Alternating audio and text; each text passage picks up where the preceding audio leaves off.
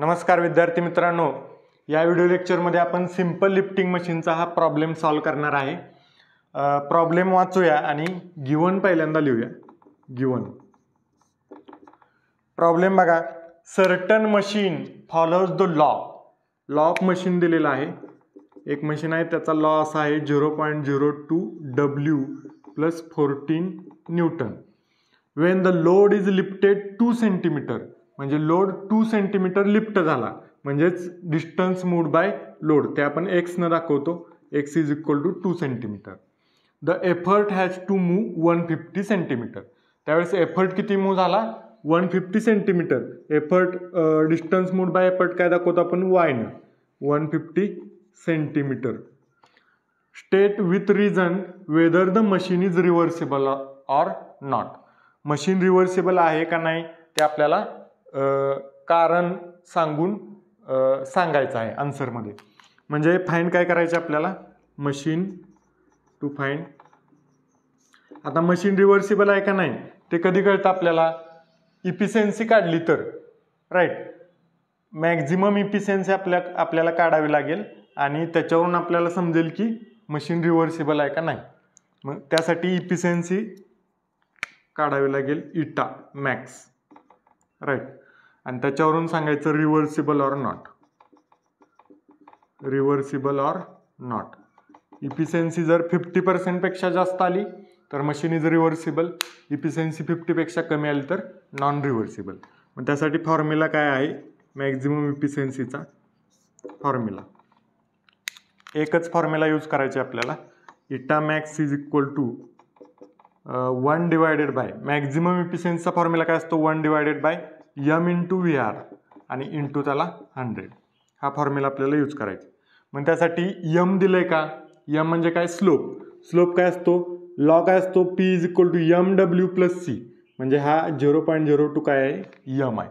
So m दिलाय, VR दिलाय का नाही, पण VR साठी हे x आणि y दिलेत, म्हणजे VR इज इक्वल टू काय असतं y डिवायडेड बाय x, म्हणजे VR निघेल। मग त्या दोन्ही व्हॅल्यू इथं टाकले की इफिशियन्सी निघते मॅक्झिमम, त्याच्यावरून आपण ठरवायचं रिव्हर्सिबल आहे का नाही।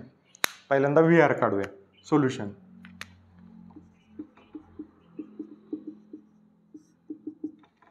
आता बघा VR चा फॉर्म्युला काय y divided by x, VR is equal to y divided by x, y किती आहे 150 सेंटीमीटर डिवायडेड बाय x किती आहे 2 सेंटीमीटर, सेम युनिट पाहिजे फक्त।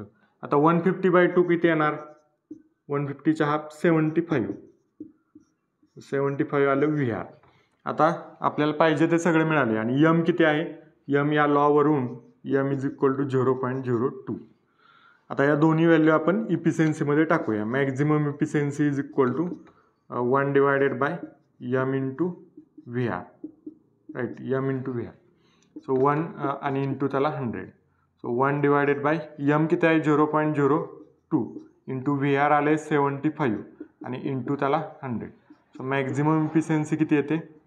आता आपण मॅक्झिमम इफिशियन्सी का काढली, कारण इफिशियन्सीचा फॉर्म्युला आपल्याला माहिती आहे MA divided by VR into 100, पण MA काढायला इथं लोड दिलेला नाही, लोड दिल्याशिवाय MA निघू शकत नाही, लोड दिला तर P निघेल, P आणि W असल्याशिवाय MA निघणार नाही, त्यामुळे आपण मॅक्झिमम इफिशियन्सी काढली लॉवरून।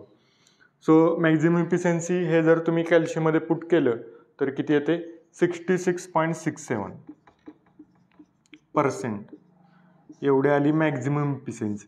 आता ही इफिशियन्सी कशी आहे ग्रेटर दॅन 50%, आणि म्हणून हे कारण आहे इफिशियन्सी ग्रेटर दॅन 50% असल्यामुळं ही मशीन कशी आहे रिव्हर्सिबल आहे, ते शेवटी लिहायचं, देअरफॉर मशीन इज रिव्हर्सिबल, किंवा इफिशियन्सी ऑफ मशीन इज, पूर्ण सेंटेन्स लिहितो मी, efficiency of machine is greater than 50%, हे रिझन झालं, therefore machine is reversible, given machine is reversible, right. याला शेवटचा मार्क असणार आहे राखीव, ओके। तर या सिंपल प्रॉब्लेम होता, या प्रॉब्लेममध्ये फक्त मॅक्झिमम इफिशियन्सी काढायची होती आणि त्याच्यावरून ठरवायचं होतं मशीन रिव्हर्सिबल आहे का नॉन रिव्हर्सेबल आहे. थँक्यू.